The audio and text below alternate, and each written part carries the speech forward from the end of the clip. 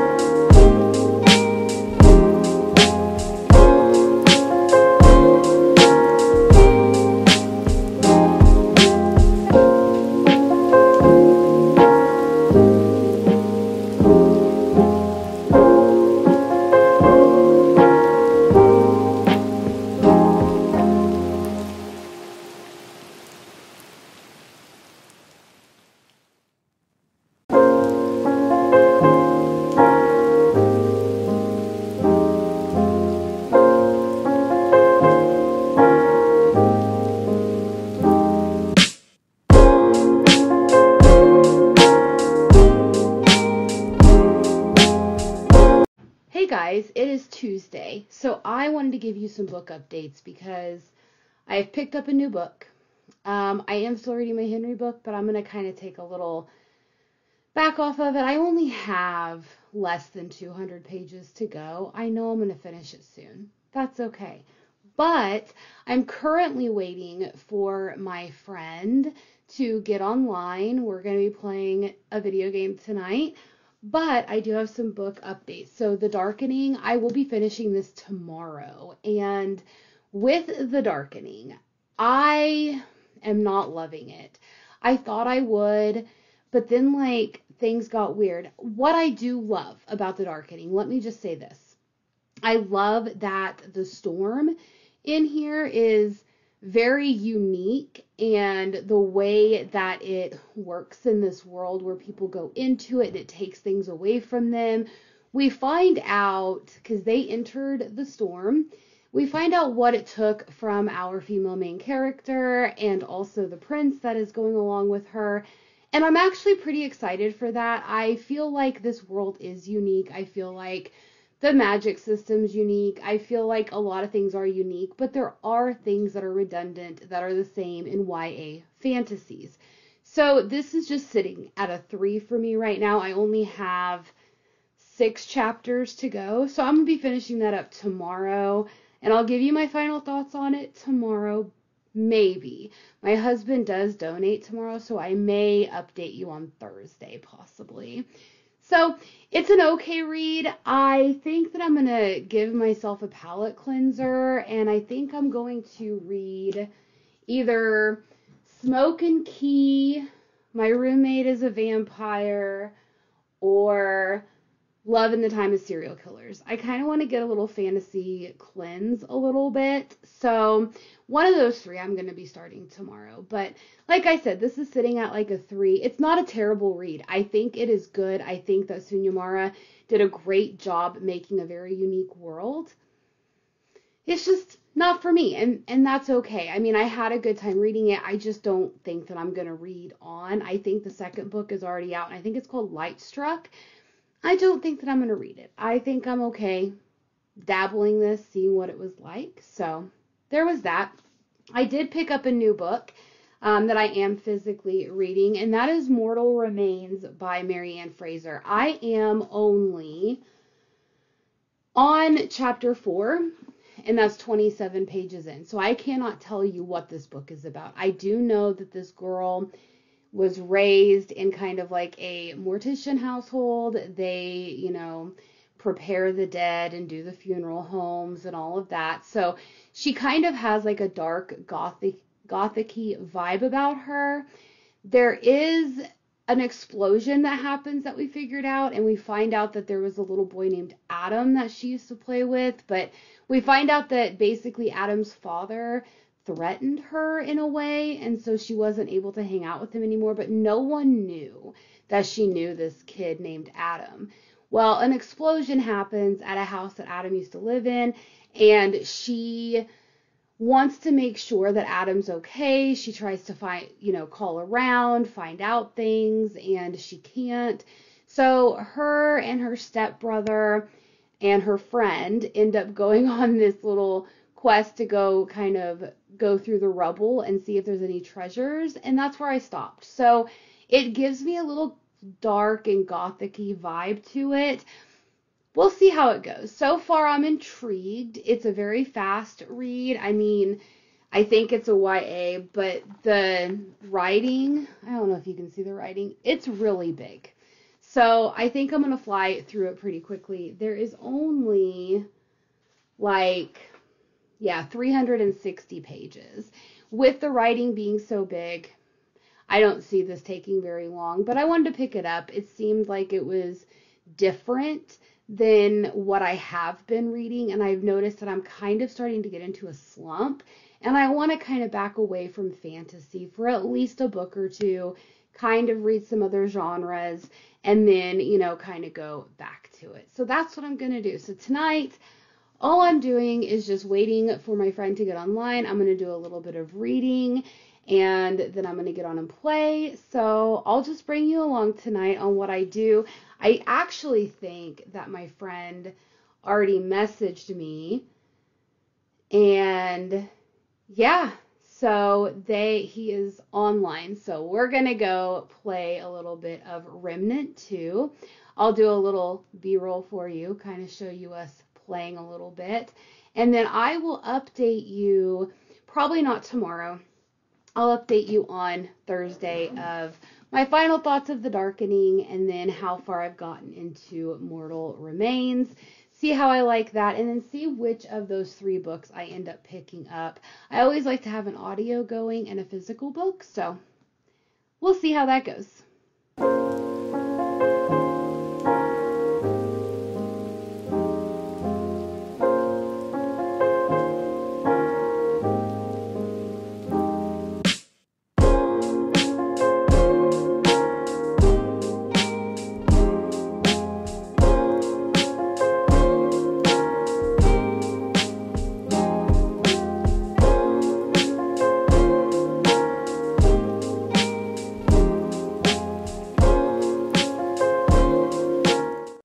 Hello you guys, welcome back. So I did not update you guys on Thursday or on Friday. So today we're just gonna go through the books that I read. I've had a week, you guys. Whenever the ice had happened on Monday and we stayed home, we closed the office down. It was like playing catch up for several days. We were just non-stop with phone calls and clients coming in all week, to the point where whenever Thursday came, I was just so drained. I didn't game, I didn't do anything. And then Friday night, my husband and I did end up playing with a friend. And then we ended up being up till like 2 o'clock in the morning. So my husband had to work this morning, and then he donated, and then we took a nap, and here we are. So it's been a week. Next week will be better, right? So let's just kind of wrap up the books that I have finished this week. I actually have a pretty clean slate for the most part. So first up, we have The Darkening. I did, in fact, finish this book the next day, which was on Wednesday. Again, I really do think that this story is very unique. I feel like a lot of people that like YA fantasy will really enjoy this story. I feel like it has elements of Shadow and Bone whenever you're talking about the storm and what is in the storm and stuff. So it has those elements. And then it also has kind of a underlying romance going on a little bit. I really enjoyed it. I do. I think anybody that is into Shadow and Bone, I do think that you will enjoy this book the most, because there are a lot of elements that are very similar to the Shadow and Bone trilogy. So I think that you would like this. I think that it was done very well. I think Sunyamara has a great story here, great plot, great magic system. It just didn't hit for me. I gave it a 3-star overall because I was enjoying myself. I was intrigued, but it just didn't make me want to go on and read the next book in the series, and that's okay. I'm happy that I read it. I'm happy that I, got to try Sunyamara's writing and her storytelling.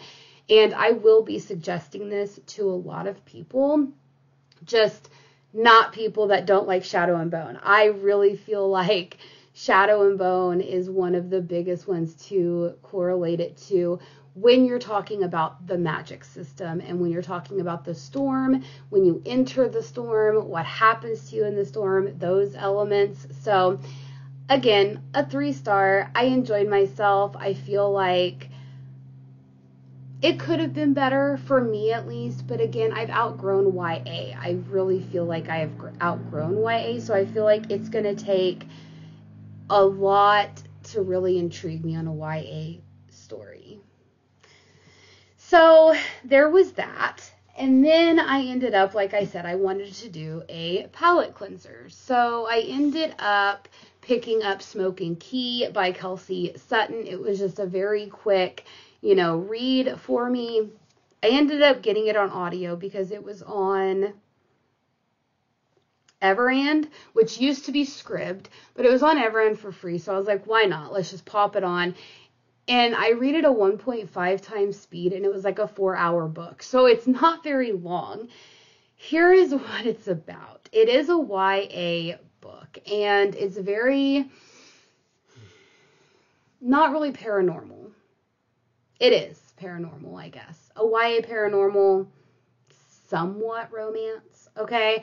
So basically, the reason why it's called Smoking Key is because you find out in the very first chapter that our main girl, who is Key, is dead. And she's like in the afterlife, it's called the Under, okay? So she's like in the afterlife. So like a purgatory or some aspect of that. So whatever you wake up with or whatever was like put into your casket is what your name is. So you have like Handkerchief, you have Smoke, you have just a bunch of different people, right? So Smoking Key is kind of like a romance with them. And I don't think that I liked this book, you guys. I'm giving it 2 stars. I am only giving it 2 stars because I somewhat was intrigued at the beginning.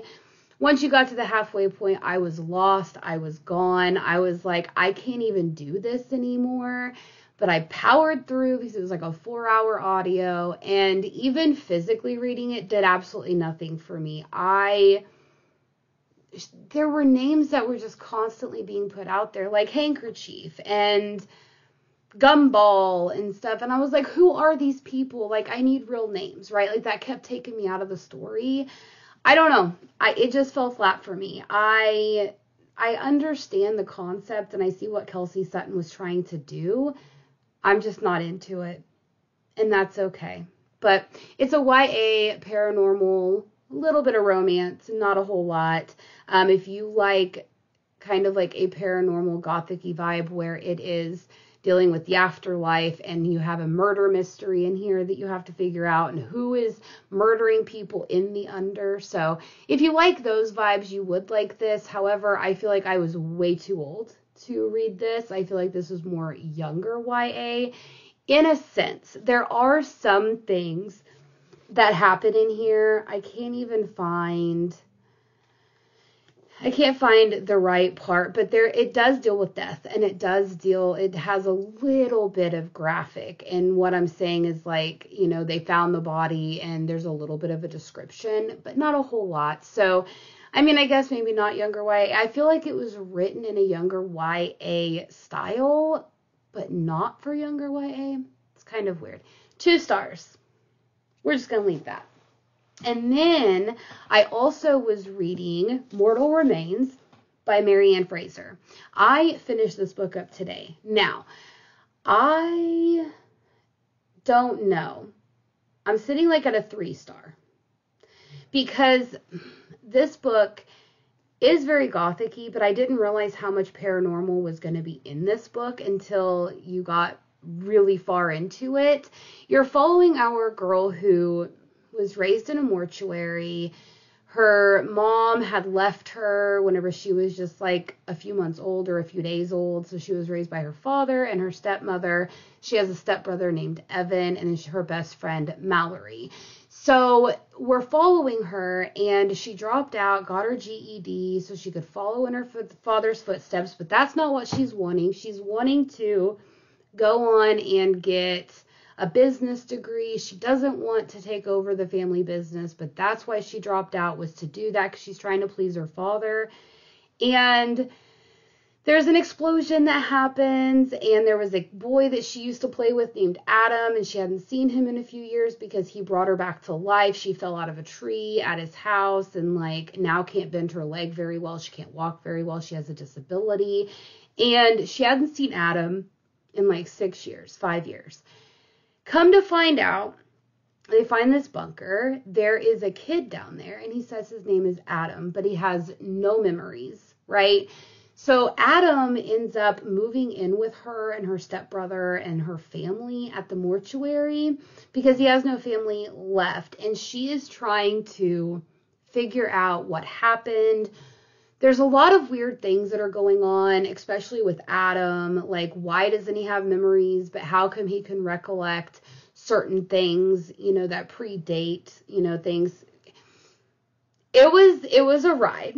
It was a mystery, a paranormal mystery, but I was intrigued. I was flying through the book because I was like, I need to know what happens. I need to know what's going on. I need to know the mystery element, the twist at the end of the book, all of these. And I got it. And I was like, that's the twist? Not saying that it wasn't a good twist. I feel like for the story, for the vibes, it was a good twist. But it didn't hit with me. I was like, okay. And then I just felt like the resolution at the end of the book was way too convenient. So it's a 3-star. I'm happy I read it. It gave me a little bit of a palate cleanser, but I'm just like, okay, it was a 3-star. I'm happy I had it. I'm going to give it away to one of the girls in my book group and see if they like it, but it was just an okay time. So I think that if you want a YA gothic-y paranormal story with not a murder mystery, but a mystery that like surrounds everybody in this book, definitely pick it up. I think that you would enjoy this. So I also picked up a book on audio, and it was free. It was on, I think, Audible or whatever. And it is called Things I Meant to Say But Never Did, I think is what it's called. I'll put the picture up here. But it's by Monica Murphy. And it's that Lancaster Prep series because I own A Million Kisses in Your Lifetime. And I wanted to read the first book before I continued on. And I am probably 70% of the way through this book. Great palate cleanser because it doesn't deal with the paranormal. It doesn't deal with fantasy. I am very intrigued. However, this is a very dark romance. It is following our girl, Summer, who was bullied, all of these things, and her mother ended up having an affair on her stepfather with this really high, guy in society. He's like very rich, very powerful. And they end up getting caught. So then he and his wife get divorced, and her stepdad, I think, stay together or something. And then her stepdad and her stepbrother were tragically killed in a fire. So now it's just her and her mom. And she goes to Lancaster Prep for her senior year. She's in high school. And there's a guy named Whit. And I'm sorry, I'm fighting yawns today. There's a guy named Whit. And he is the son of the guy that her mom had an affair with and his, wife. So he's at Lancaster Prep. He's like the guy on campus grounds. And basically he's mean to her, all these things. He steals her journal and then basically tells her that if she does everything that he wants her to do behind closed doors, he'll give her back the journal. So she does it. So she's like coerced into having sex with this guy and do all of these things. And he says horrible things to her, treats her horrible. This girl goes through so much. And she even tells him no. Like, there is dubious consent going on in this book, which I've read many dark romances. That doesn't bother me. Here is what gives me the ick about this book. And I am going to finish it. Will I finish the series? Probably not. I'm probably going to get rid of A Million Kisses in Your Lifetime because they're in high school. High school. I am reading people that are 17 years old. All of these graphic sexual situations. I feel icky. I feel gross. I feel like this is not something I want to read about as a 37-year-old woman, okay? I don't want to read about high schoolers that are underage. It just feels icky, feels gross. Why couldn't we have just made them in college? Like that, there would have been no difference to the story if they would have been in college. But they're 17. It just gives me the ick, you guys. Just the ick. So I should be finishing that pretty soon. And then I know that in just a few days, we are going to be having House of Flame and Shadow come out. So that is going to be my top priority on Tuesday when that does. But until then, I'm probably going to pick up another physical book after I finish up this audio, because I don't want to tie up myself in a lot of books, because I am going hard with House of Flame and Shadow, you guys. Super hard. So that just ends my weekly vlog. Leave me comments below. Let me know if you've read any of these books. Let me know any books that you think that I would enjoy based on my reading taste. I always love to hear your feedback. Always leave me comments below, and always check my description with all my links. And I will see you next week. Bye.